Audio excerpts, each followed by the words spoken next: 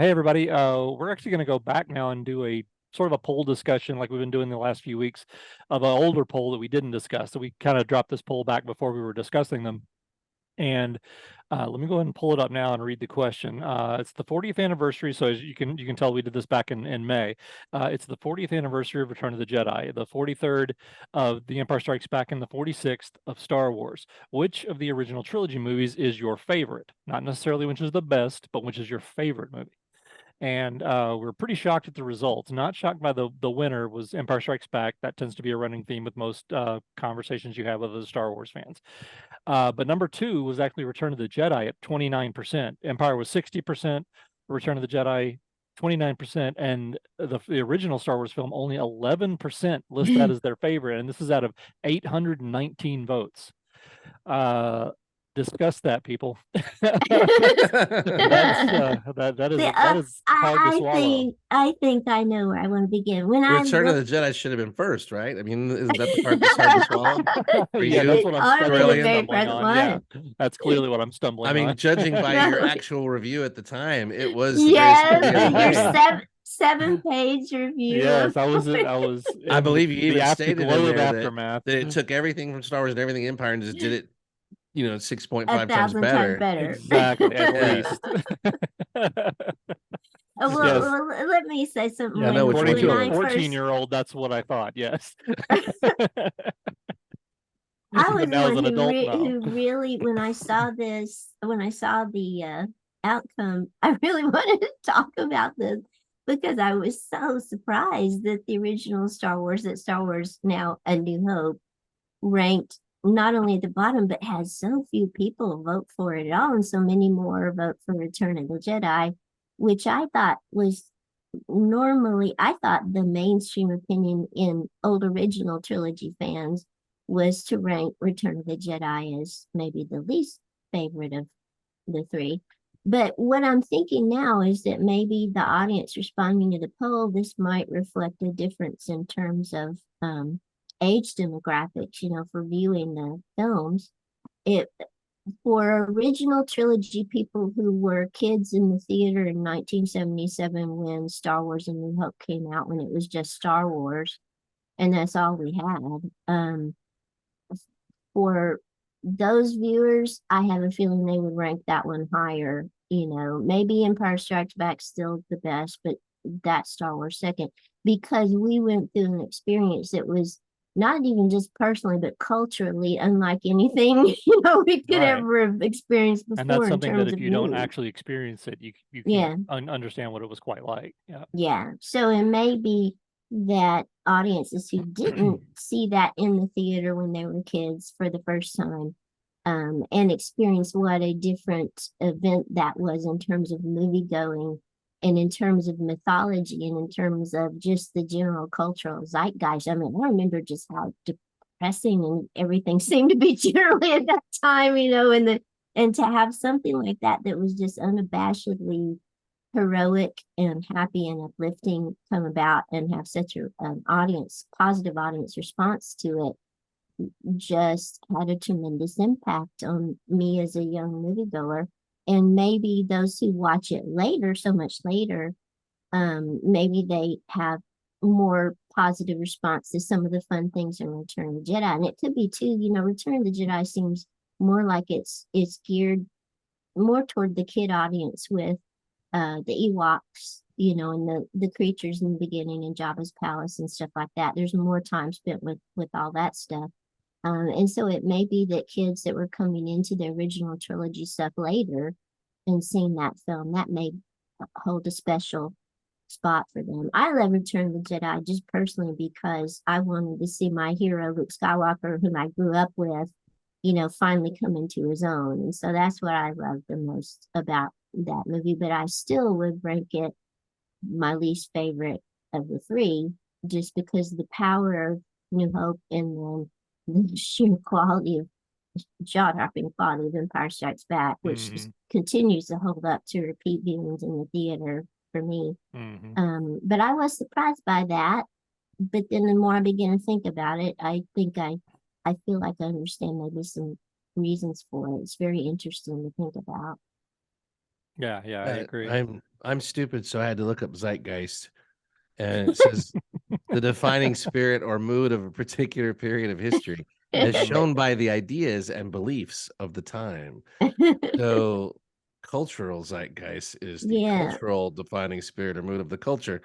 Uh, anyway, I think the difference may come down to um Vader being such a popular character and Luke becoming such a popular character that you have the clash between Vader. Vader gets a lot more screen time in Return of the Jedi of significance, culminating in this more significant conflict for him. Sure, Luke he was kind of a tag along in Star Wars and had his little battle at the end, taking down the Death Star, but that was just being a hero for the day. That wasn't the culmination of his journey or the place he ultimately needed to be. So I think, Star Wars kind of gets like that sets the table, and people kind of look past it now. And it's you have this huge battle at the end of Return of the Jedi that still can hold your attention, very, very well. And you've got this very emotional climax of the Vader thing, Vader and Luke lightsaber fights. Anything with a lightsaber fight is also going to pull people's attention these days, I think. And when you think back on it, we saw Star Wars in the theater. Let's just take an example of one scene. R2D2 when he's captured by the Jawas. Okay, we'd only had a few minutes of R2D2 at that point.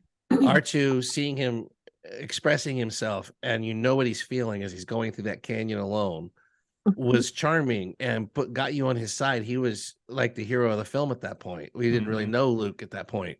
So R2 was the one that we could tell was right. The princess had given him something. He was pushing 3PO.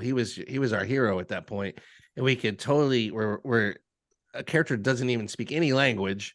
We understand where he is. We're following him. And then we have these Jawas come out and assault him. They're, at first you're like, oh, what is this? And then they're funny and charming as they're taking him away. So it's kind of like, but it's the first time you've seen Jawas. Today, we all have Jawa action figures of every type. The Jawa Outlanders are all over Mandalorian. Everybody knows what a Jawa is. And there's no, and that scene went on for a few minutes because it had something to say then. Now it's more of just another Jawa scene. You've already seen it a million times. You know what Jawas are. We know who R2 is. It doesn't have the same impact anymore, that it did then. I still think it's a tremendous scene and everything. I wouldn't trade any of the scenes from Star Wars A New Hope. I would trade the title, but from Star Wars, I wouldn't take any of them out because of things that have happened since. They're all brilliant, but you have to kind of take a step back and look at it as what it was to begin with, as to how it compares now. But without it, we wouldn't have all these other brilliant things. That's why it's been number one on my list of Star Wars movies for a while now, is because I just can't get past how perfectly amazing the movie is for something that never should have made it off the shelf. It should have never made it from script. I mean, who took that script and decided to develop it, put money behind it and everything? It just blows my mind that it ever happened, and that they were able to pull it off, and the amalgamation of different talents that made it what it was.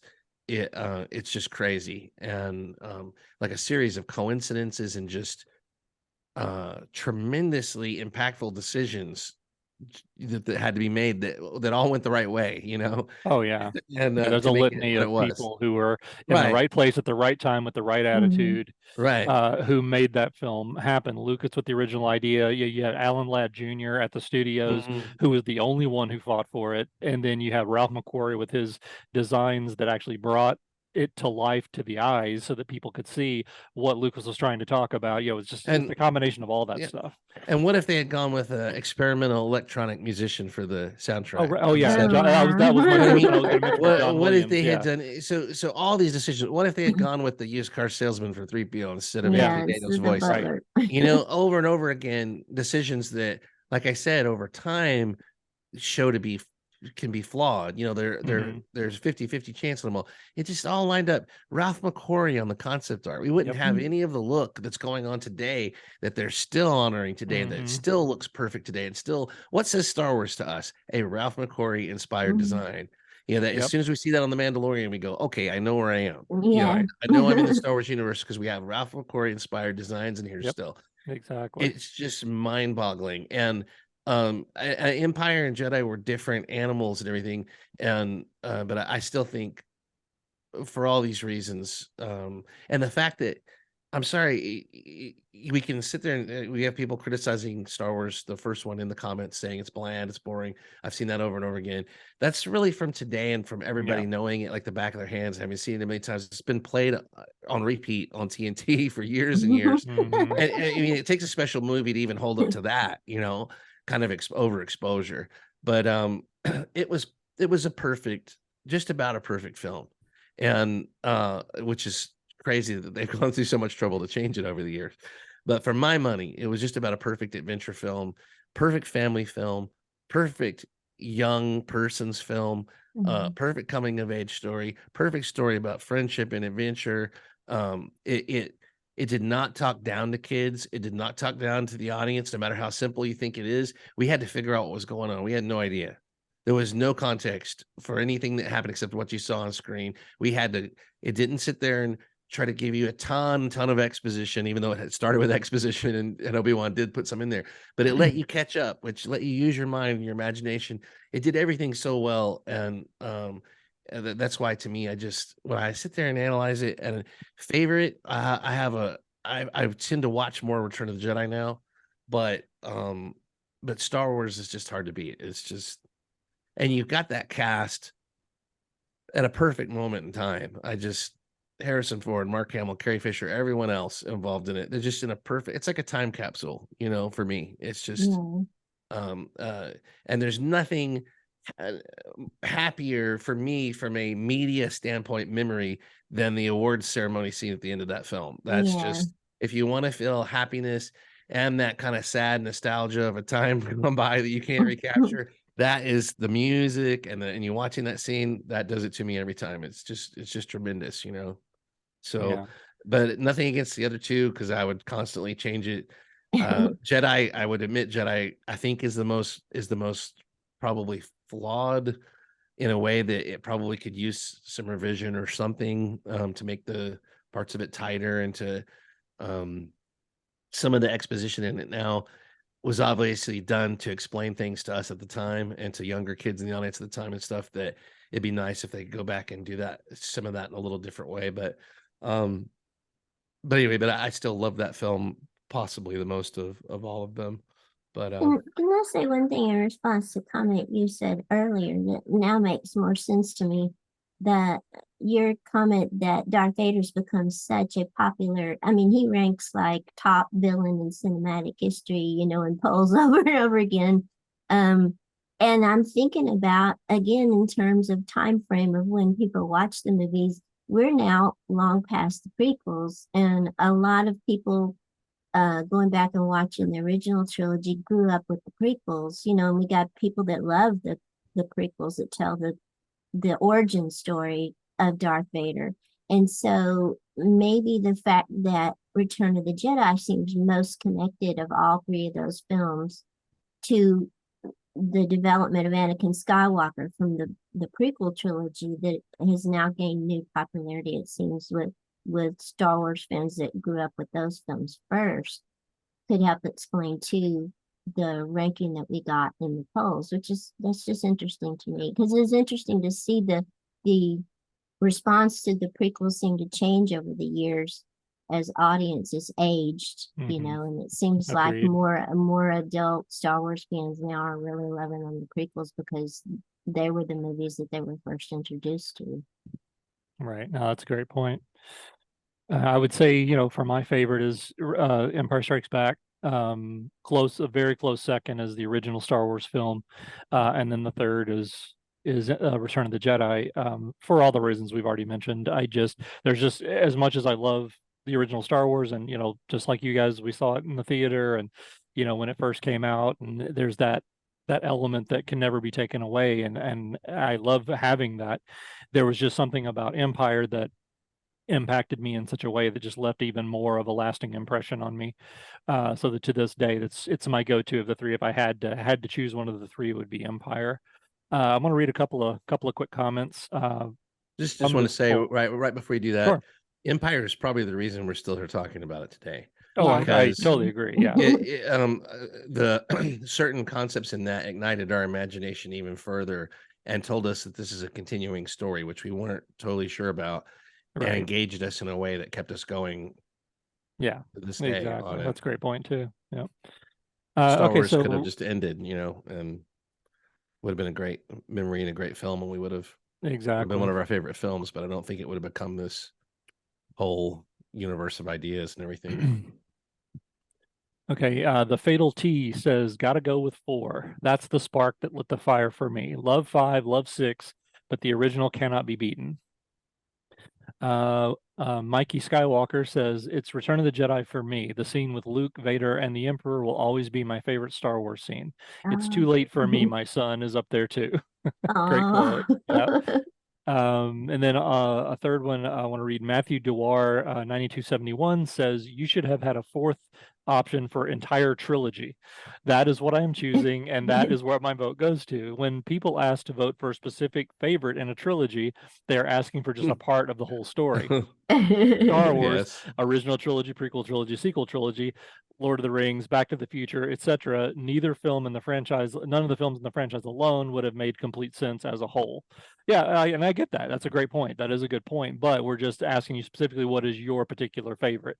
And I think, unfortunately, that sometimes gets mixed up with what is the best versus what is your I favorite. do relate to not being able to separate them though, because there's just a hair's Sure. breadth between them for me. Yeah, because of the point Yeah. he makes that the story is told within the Yeah. context of the 3 stories, of the I 3 do acts, think if you though will. Star Wars the original could stand alone perfectly fine. You didn't have to Oh, of do it. course he does. Well, It's and it like puts there's a bow on it. people It puts questioned a bow why are on you it. doing Yeah. prequels, just to show us what happened when we already can assume we know what happened. I mean, it's like you didn't have to do that.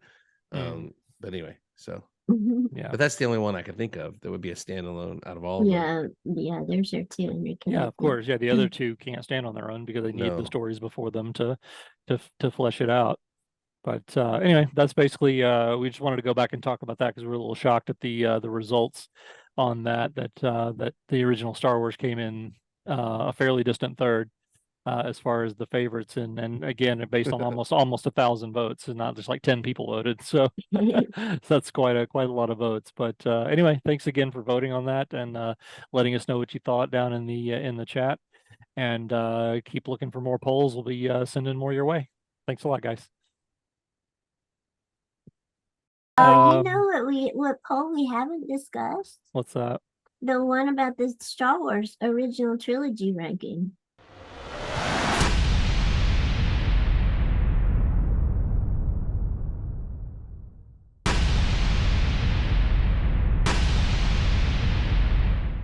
I'm having a stroke. No.